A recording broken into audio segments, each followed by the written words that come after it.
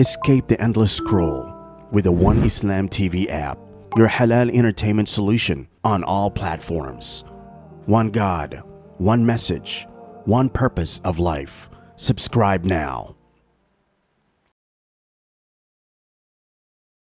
Dear brothers and sisters, arguably the most difficult question of faith is theodicy, is the question of why. Now, if you go through the pillars and the arkan of Iman, then you see that the last of the articles of faith is the belief in the qada and qadr of Allah subhanahu wa ta'ala, the belief in the divine decree and the predestination of Allah subhanahu wa ta'ala.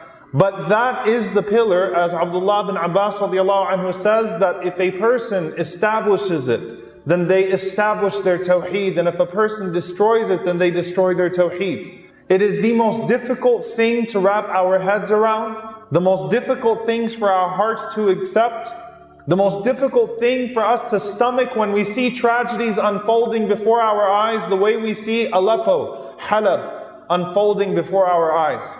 And quite frankly, without the belief in Allah and without the belief in the Akhirah, the belief in the hereafter, nothing makes sense. Nothing makes sense. Interestingly enough, when you go through the Quran, Allah stresses belief in Allah and belief in the hereafter. You don't see stress as much as you do on those things in belief in al-qada wal-qadr, belief in divine decree, even though that is the pillar in the article that most people will struggle with.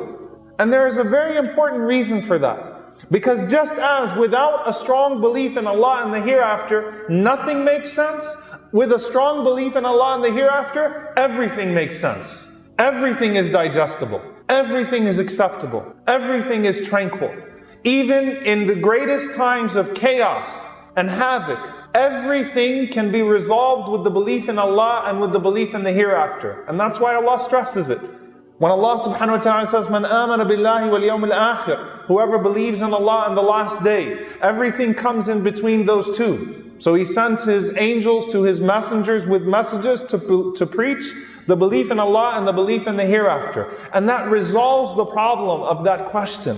So when we talk about the believers and those that go through difficulty in this life and are unfairly tormented for their belief in Allah or never see the fruits of their faith in this world, then we remember that as Allah tells us in the Quran, إِنَّ اللَّهَ لَا يُضِيعُ أَجْرَ الْمُحْسِنِينَ. Allah does not let the good deeds of the believers go to waste. Two implications in there. Number one, a God who rewards. Number two, a time after this time in which that reward would be fully realized. When a person suffers, whether that suffering is something that's due to a disease or an illness, or it's due to oppression or transgression, Allah will not let their patience go unrewarded. Allah will reward their patience in ways that cannot be quantified. But then what about on the other side, those that transgress and the oppressors? Do not think that Allah is unaware of what the oppressors do. Allah delays them to a day. As the Prophet ﷺ says, إِنَّ اللَّهَ لَيُمْلِي لِلظَّالِمْ حَتَّى إِذَا أَخَذَهُ لَمْ يُفْلِتْهُ. That Allah delays the oppressor until He snatches him and He never lets him go. In all of these ayat, in all of these ahadith are the two very important implications that strengthen that belief in divine decree and that strengthen our belief and allow us to proceed through this life in a way that, yes, we are saddened by events that unfold before us, but in a way that we are also proactive about dealing with what we can deal with. Humanity starts wars and humanity ignores wars. Humanity allows for the death and destruction of over 250,000 people. In the last 5 years in Syria, 11 million displaced people, refugees, living all over the place and being dealt with cruelty. Humanity caused that and humanity ignored that. There is an oppressor and there are the silent observers. Those that have power and those that don't have power. Governments that could have intervened but did not intervene. And people that watched in silence and allowed that to unfold. And quite frankly, some people who were completely unfazed by it. Some people who chose to ignore it altogether. And when humanity messes up and humanity murders, people kill, people watch others being killed, people oppress, people watch others being oppressed, then what do we do after that? We ask God why He let it happen. How did you allow this after we messed it all up? We turn towards Allah subhanahu wa ta'ala with our complaints. So on one hand, we want the free will to be able to reject God, to reject His orders, to reject His revelation, to reject His legislation, to live free without any restrictions. We reject when He calls us to charity and generosity and benevolence and mercy, and to take care of the poor and the vulnerable amongst us. But then at the same time, while we're rejecting God and we want to be free, we also want God to not let us be too free. We want Him to referee us, and we want Him to stop us when our free will gets us out of hand. Isn't that hypocrisy? Isn't that a double standard? Oh Allah, don't force us to do good, but when we mess up too bad, force us to stop being evil, to turn it back towards Him after we try to demand our freedom of choice. So if God stopped evil, and if God did not give us the ability to do wrong, we know that Allah doesn't force us to do wrong. That's a batil creed. That's a false creed. As false as the creed that says Allah doesn't know what's going to happen tomorrow. We know Allah doesn't force us to do wrong. But if God stopped evil, then we wouldn't have free will. Then we wouldn't have choices. Then that would defeat the purpose of the entire human enterprise. Then we might as well be angels or robots. Either God forces us to worship Him, and it's, we have no desires, we have no inclinations, or we're robots, just like a doll or something you push the button of love. It's not real love, even though the doll keeps saying I love you to the child. It's a doll, it's robotic, it's not real. So on one hand, do we want God to stop us? Or on the other hand, do we want God to let us completely go free to where we will ruin ourselves and where we completely mess up? So if we don't have free will and God stops all this evil, when we blame it all on Him, when humanity messes it up, then what's the point of this world? Is there such thing as freedom without choice? Or do we really just not want other people to have free will and other people to have choice? Because we've somehow convinced ourselves that we're not that bad.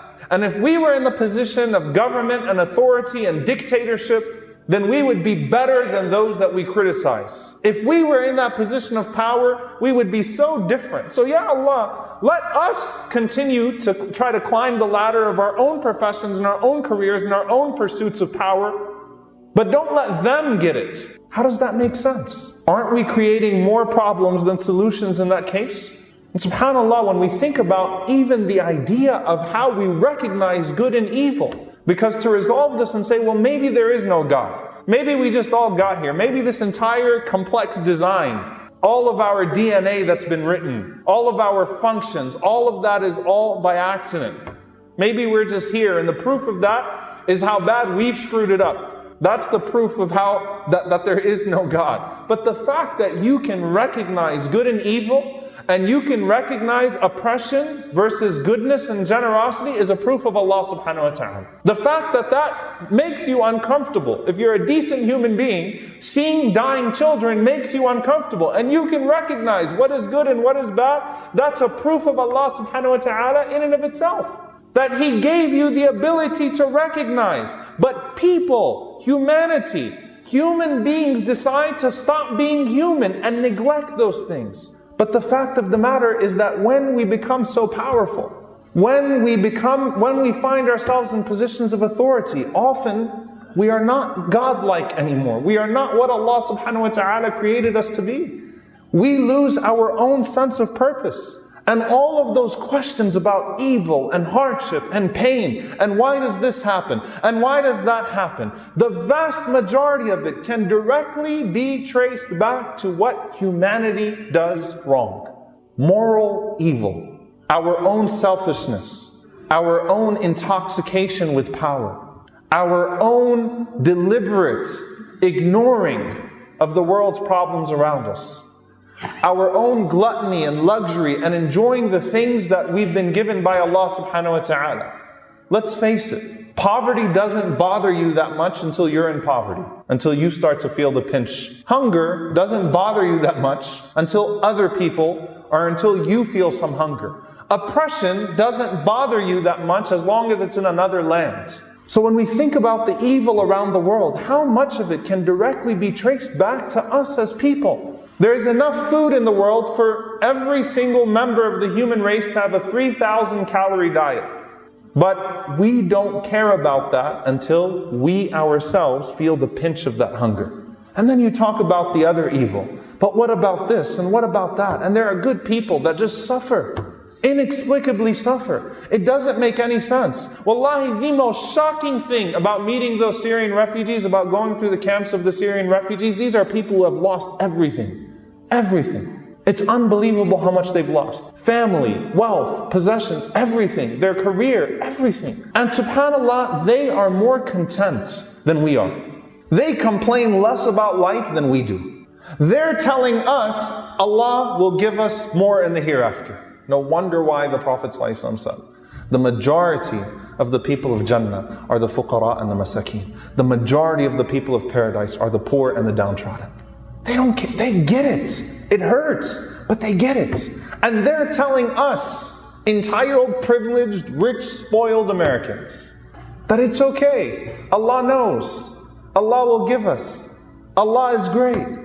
We know that what awaits us in the hereafter is better than that which we have lost in this world. Allah did not ignore them. We did. We did. How much are you giving? Ma'ziratan ila rabbikum. Just an excuse before the Lord that I've tried to do my part. Whether it's lobbying for them, whether it's raising their voices for them, whether it's giving charity to them, whether it's making dua for them. What have I done for them? And that's a question we have to ask ourselves each and every single time we see tragedy unfold before our eyes and we see innocent people being killed.